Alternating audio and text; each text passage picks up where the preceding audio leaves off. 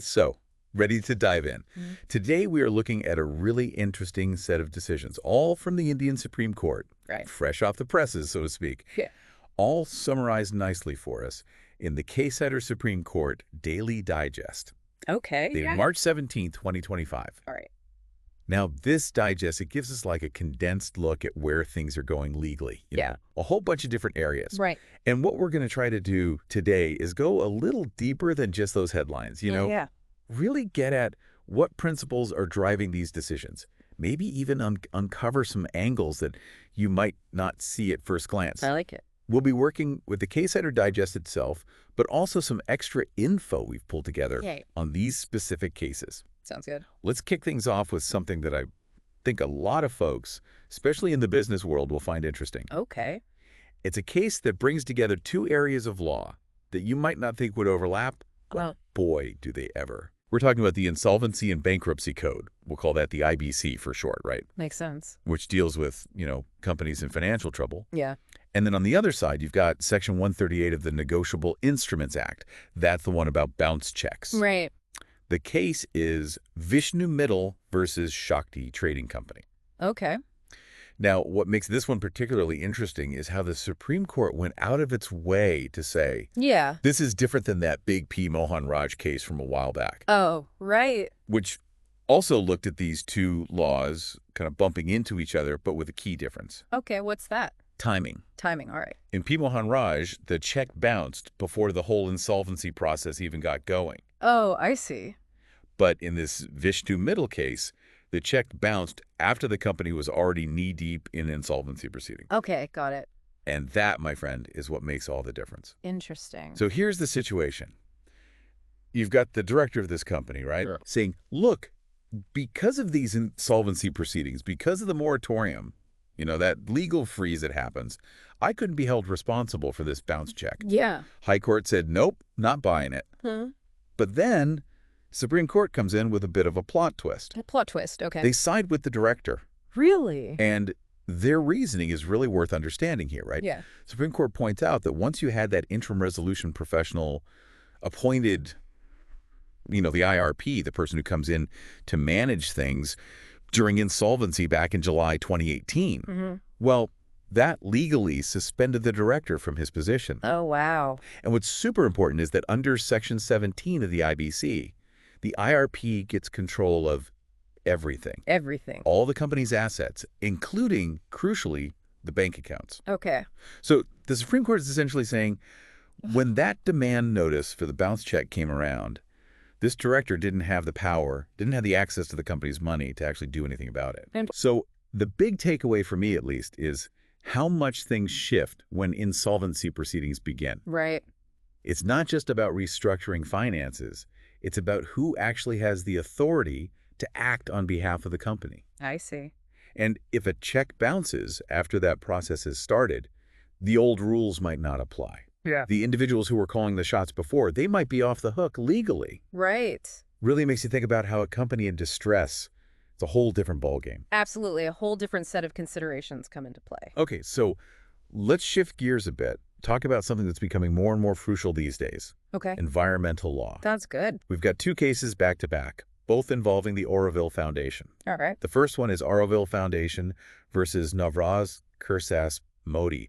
And this one really dives into a tension that we're seeing everywhere. Mm-hmm. What's that? How do we balance the need for development, for progress, with protecting our environment? Right. A big question these days. Huge question. Yeah. And the court gets right to the heart of it, focusing on this concept of sustainable development. Sustainable development. Okay. And they even quote the definition from the Brundtland Report, which is kind of like the landmark document on this topic. Okay. That definition, it's about meeting our needs today without messing things up for future generations. Right. Makes sense. But what's interesting is that the court doesn't just treat this as a nice idea, Yeah. They're saying sustainable development, this is a legal principle now, Oh, wow. a balancing act between ecology and development that's become part of what they call customary international law.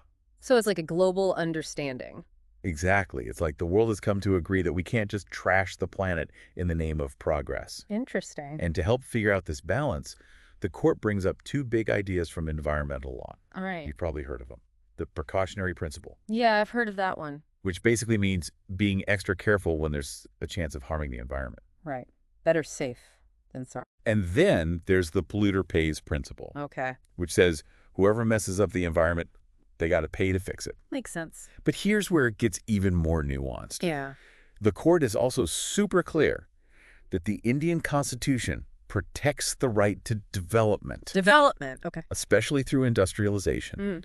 And this right, it's right there in Articles 14, 19, and 21. Okay. And those same articles, 14 and 21, they also protect the right to a clean environment. So you've got these two rights that are kind of bumping up against each other. We got it. Yeah. The court is walking this tightrope, trying to find that sweet spot where we can move forward without destroying the planet in the process. It's a tough balance. It is. It Yeah. is. And all of this has implications for when you can actually go to the National Green Tribunal The NGT. with an environmental complaint. Right. You can't just show up and say, hey, things are bad. Yeah. There are rules. There's a process. Okay. Section 14 of the NGT Act, it lays it out pretty clearly. The tribunal has to be convinced that there's a substantial question about whether a specific environmental law has been broken. So it's not just a general feeling. No, you got to point to the actual law that's been violated. Got it. And these laws, they're all listed out in Schedule 1 of the Act. Oh, So okay. you can't just say the air is polluted. Yeah. You got to say this specific law about air quality, that's what's been broken. Interesting. Now, the NGT, they're not as strict about evidence as a regular court, Okay. but you still have to be specific. Got it. You got to connect your complaint to a real law. Right. It's all about making sure that the NGT, which is a powerful tool for protecting the environment, is used the right way. I see. So it's about keeping things focused and grounded in the actual legal framework. Exactly. Okay. Now, hot on the heels of that case Mm-hmm. comes Oroville Foundation versus Natasha Story, and this one takes us into completely different territory. Right. Equally important. Okay. It's all about the doctrine of clean hands. Clean hands. That sounds interesting. It's one of those legal principles that sounds really basic, right? Like, just Mhm. be honest. Be a good person. But it has huge implications in the courtroom. Okay. The Supreme Court, they make it crystal clear. Mm. This principle, the idea that you can't come to court hiding things, it applies to everything. Every legal proceeding. Every single one. Wow. Especially when you're asking the High Court to use its special powers under Article 226 of the Constitution. Which are? That's where they can issue what are called writ petitions to address grievances. Okay. Think of it like asking the court for a special favor. Yeah. If you're going to do that, you better be completely upfront with them. So no hiding stuff. Nope. Because if they find out you've been holding back information, Oh. facts that are relevant to the case, Yeah. they can throw the whole thing out, Really? gone, dismissed, without even looking at the arguments. Just like that. Just like that. Wow. It's seen as like the ultimate disrespect to the court. I see. Like you're trying to game the system, and the court, they don't play that. So it's really a strong message about honesty and transparency in the legal system. Absolutely. Don't try to pull a fast one on the court. Got it. This case also briefly mentions the powers of the governing board of the Oroville Foundation, Great. under their own act. Yeah. And while the specifics of their powers weren't the main issue, it's a reminder that everyone involved in these legal battles, including organizations, Mm-hmm. they all have to play by the clean hands rules. Makes sense. Everyone's got to be up front. All right, let's move on to a couple of cases that deal with a topic that's unfortunately all too relevant these days: money laundering. Money laundering, all right. These cases involve Pradeep Nirankarnath Sharma and the Directorate of Enforcement, which is the agency that tackles this kind of financial crime. Yeah. And they really dig into how we define and understand the scope of these activities, legally speaking. Okay. Interesting. The first case, 2025 INSC 349, gives us a really important clarification. The Supreme Court says, look, money laundering, it's not just a one-time thing. Right. It's not like you do something illegal, get some money, and boom, it's over. Yeah. They're saying, no, this is an ongoing process. Going. As long as that dirty money is out there, being held, being disguised, being reinvested, it's still money laundering. So it's not just about the initial act, Nope, it's about everything that happens to that money afterwards. the whole life cycle of the money. Exactly. It's like a stain that keeps spreading. Wow. And when it comes to figuring out how much money is involved in a case, The court says you can't just look at little pieces here and there. Okay. You got to look at the whole trail, the whole web of transactions connected to that initial illegal act. The big picture. The big picture. And this is important when you're talking about that threshold value. Threshold value? What's that? That's the amount of money that might trigger certain legal consequences. Okay. The court says that threshold, it's got to be based on the total value of the whole operation. The whole enchilada. The whole enchilada, you can't just slice it up into tiny pieces and pretend it's not a big deal. I see. So it's about preventing people from trying to downplay the seriousness of what they've done. Exactly. The law is designed to capture the full extent of the financial crime. Makes sense. Now, the second case with Mr. Sharma, 2025 INSC 350, it shifts the focus to something a bit more procedural but still really important. Yeah. It's about registering a First Information Report, or FIR, under Section 154 of the Code of Criminal Procedure. Okay, that's more police stuff. It is, and this ruling actually builds on a previous judgment that's pretty well known, Lalita Kumari. Oh, right. I've heard of that one. So what the court is doing here is clarifying when the police absolutely have to register an FIR. Like when they receive information about a possible crime. Exactly, and they reaffirm what was established in Lalita Kumari.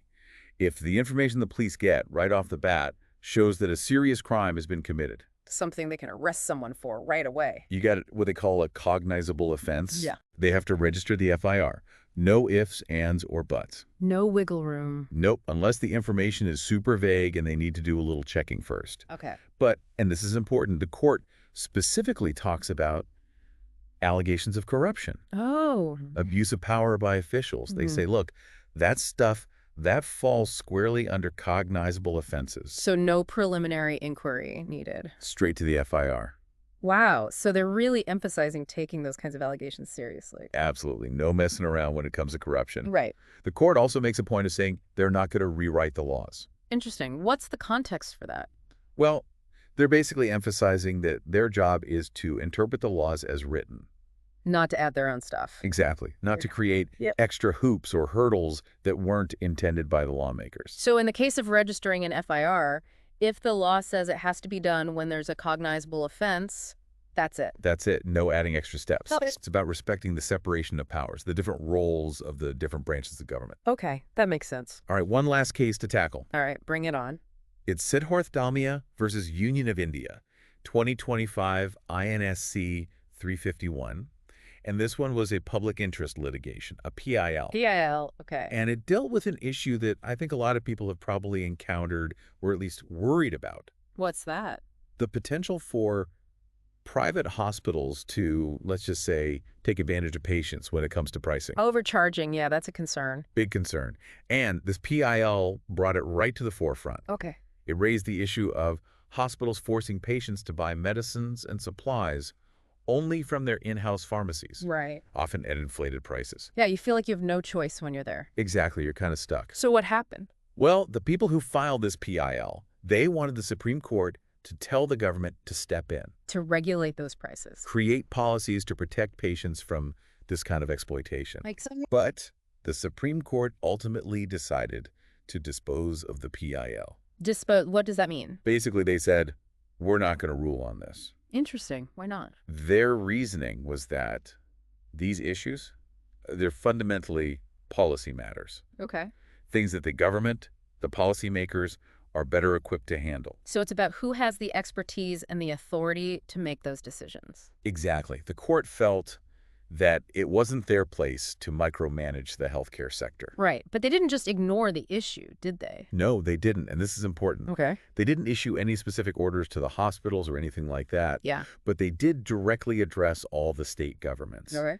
And they said, look, you need to take a hard look at this problem of unreasonable charges and potential exploitation. So they basically put the ball in the government's court. They did. They said, you figure out the right policies to protect patients. Interesting. So it's a way of acknowledging the problem without overstepping their bounds. Exactly. It's a delicate balance, right? It is. It's about using their influence to highlight an important issue without dictating solutions. And it's a reminder that sometimes the most effective legal action is to nudge those with the power to create change. I like that. A nudge in the right direction. So there you have it, folks. Wow, that was a lot. A whirlwind tour of some really important Supreme Court decisions. Yeah, we covered a lot of ground. From the nitty-gritty of bankruptcy and check laws to the big picture of balancing development and environmental protection. And everything in between. We talked about the absolute necessity of honesty in court, the complexities of money laundering, the rules for police investigations, and even the sensitive topic of healthcare costs. It's fascinating how these cases, though they seem so different, all reflect these fundamental principles of law. They do, and what I find so interesting is how the courts are constantly adapting, constantly interpreting these principles Right, to deal with the challenges of our changing world. to keep up with the times. Exactly. So before we wrap up, we want to leave you with something to think about. Remember that balancing act we talked about with sustainable development? That tension between progress and preservation. That tension is everywhere, right? Yeah, it's in every aspect of life, I think. It's in our communities, our industries, even our own personal decisions. Right, like when we're trying to decide how to live our lives in a way that's sustainable. Exactly. So we want you to ask yourself, where do you see that push and pull? Where do we need to find that balance? Where are we maybe getting it wrong? Important questions. And thinking back to that clean hands doctrine, what are the implications of that principle? Beyond the courtroom. Not just in legal matters, but in how we interact with each other, in our work, in our everyday lives. Honesty and transparency, those are values that matter everywhere. They do, and they're worth reflecting on long after this deep dive is over. Absolutely. So keep those questions in mind, folks, and until next time, happy pondering. Happy pondering.